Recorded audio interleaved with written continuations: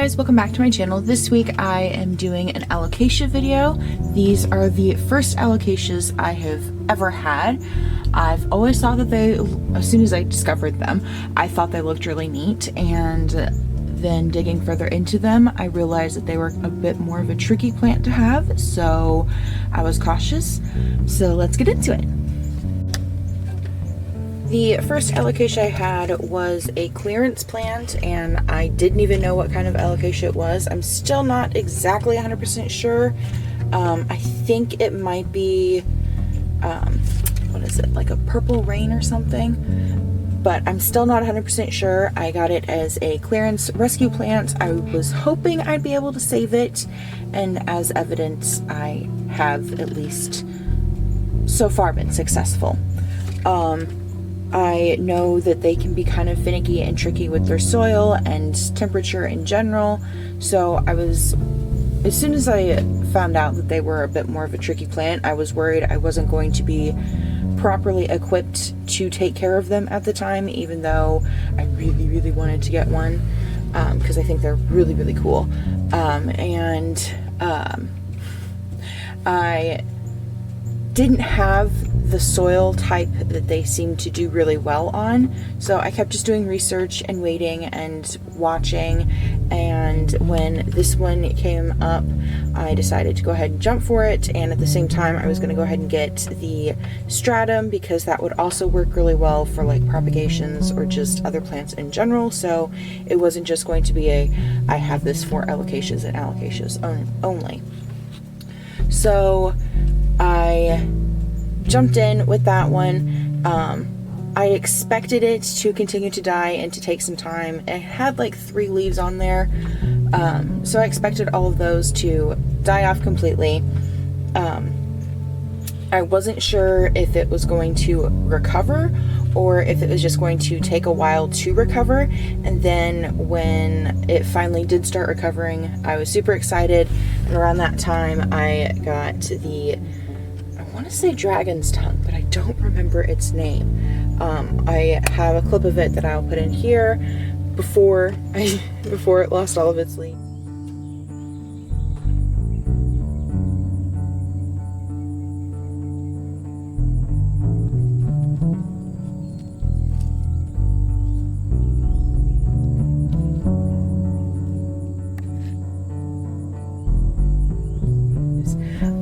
So I got that one at the same time. Since this one was still mostly alive, I decided, you know what, it's a really good price, I'll go ahead and get this one too.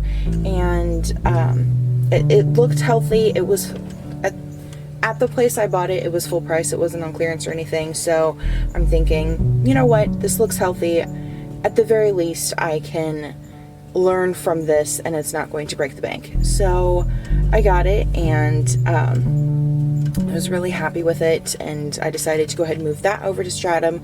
It had maybe 2 or 3 leaves that were starting to die off. It wasn't like it was starving for water or anything in that pot. It just seemed to dry out and stay crustier longer, so it probably was due for a soil change anyway. So I just decided to go ahead and move it over to the stratum. And I gave it that whole setup back there. It is a self-watering pot. It has a cotton wick at the bottom, and it's sitting in a smaller cup, and then there's this cup on top, and that's the same sort of cup that it is sitting in with the water. And I just have the cup on top with some ventilation holes so it can keep humid while also still being slightly breathable, so it doesn't start molding or something. Alright, so this is an alocasia dragon's tongue, I think. It's dragon something. I love it. It's gorgeous. This is my first alocasia. I rescued it. I can't really see it through there. I currently have 3 little alocasia plants in there. They all have some sort of growth on them, so I'm hoping they'll be okay. And this one is the second one I got. I have just moved them both into stratum, And I have a little setup for them. I didn't film that part, but I'm hoping that this will be a flashback and all of these will have done really well. I have 4 corms in there that came off of the dragon's tongue, I think. So yeah, I really want these to do well, but I'm not sure. This is my first time ever dealing with alocasias at all, so I don't know how this is going to go. So yeah, I'm hoping that these are going to do amazing and I'm going to have a crazy amount of growth, and that those are going to live very happily and these are going to grow, because I don't really know what the leaves are supposed to look like on this, because all of them were sad and gross when I got this. So yeah, this will be fun. Yeah.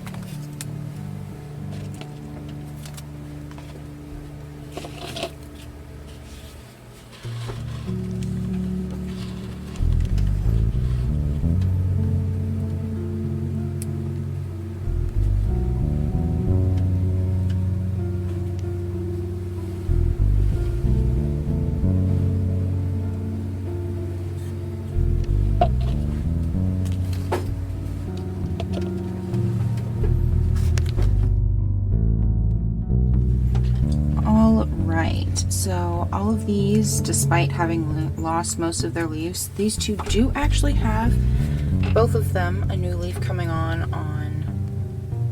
there.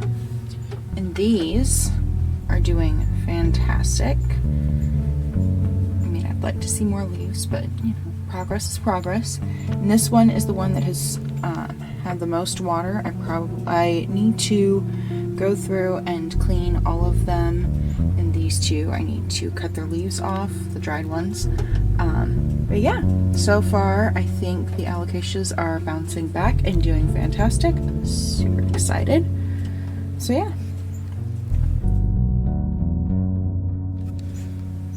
Alright, I have trimmed off the dead leaves and such, and I think I was worried that a lot of the roots wouldn't be growing or they would be having issues of some sort, but I accidentally pulled this one out a little bit, and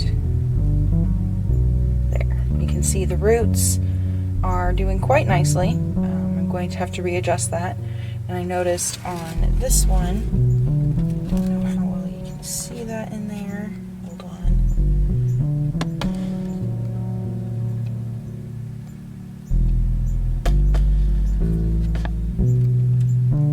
There are roots, and they look quite happy there.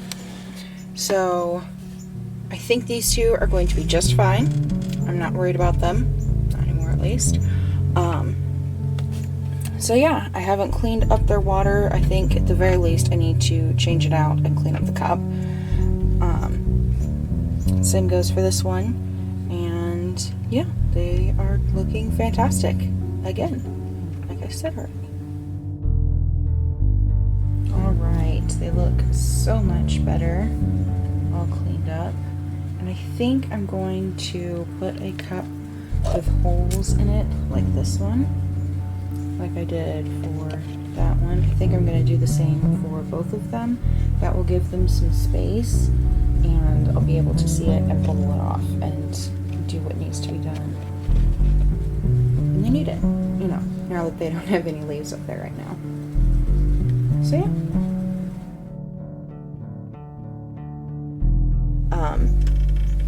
I am really happy with that setup. That works really well for the smaller plants, not so much for the bigger ones. I got this one later because it had flowers at the time, and those ones back there were showing some severe promise, so I figured I would be safe to go ahead and get another one. And it had flowers, so that was really cool, and I thought that that would be neat. It was really cool. I didn't think I'd ever have a plant that would flower, so to have one that did that, even if it was that I bought it that way and it wasn't going to last much longer after that, I thought it would still be kind of cool to have. And another thing, the leaf that it is currently putting out for the focus, that is new, and it's been really fun to watch it go from the flowers dying off and then starting to see a nubbin of something happening in here, and then it started getting taller, and then we have a leaf, and it's super cool. And it looks like there's something like that happening with the two dragon ones back there. So I think that I went about this, if I do say so myself, I think I went about this the right way. Looking into it, doing your research, making sure you have a plan going in, and so far everything has worked out great. I do know that alocasias can be really finicky, so I don't want to get any more right now, especially going into winter. I do have to change my plant setup for winter in comparison to summer and spring, so I am hoping they will do well over winter. I know I probably should have waited like a full year to be able to say this is what I did over a year with alocasias and this is how it turned out, but I really wanted to get this video out now because I'm super excited. I will say something that I wasn't exactly prepared for, but it wasn't like a huge hiccup or anything, was corms. I wasn't really expecting to deal with corms right away, and then when I transferred the dragon alocasias into the stratum, I noticed that they had, what was it, 3 or 4 corms, and I was not exactly prepared for that. I had a rough idea what I would do, but I didn't have that sort of setup at all. I was not ready for that. But I think under the circumstances, I've not done too bad. All right, now for a corm update. Unfortunately, I did kind of neglect these a little bit once they started sending out leaves. At least this one did. I opened it up so it would have room, and then I kind of forgot to make sure they got enough water because I wasn't ready to transfer it into its own separate container. So it has suffered for that a bit, but hopefully they will bounce back. I have another container for it to go in here. I'm just going to set it in like that. Use some of that moss. Just do that.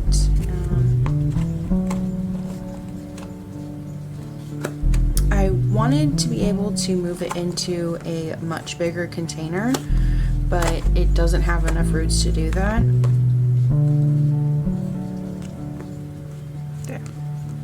There we go.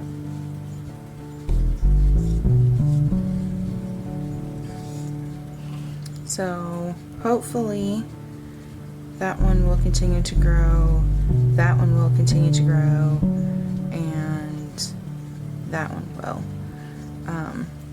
We'll see.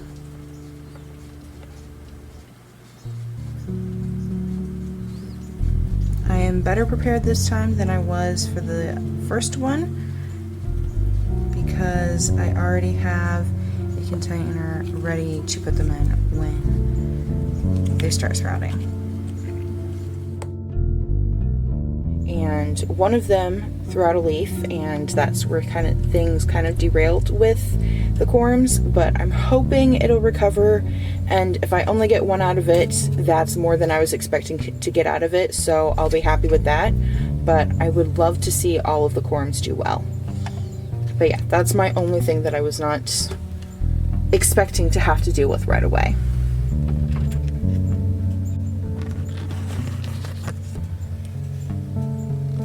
That is going to do it for this week's video. Like the video if you like the video, subscribe if you want to see more, and I will see you next time.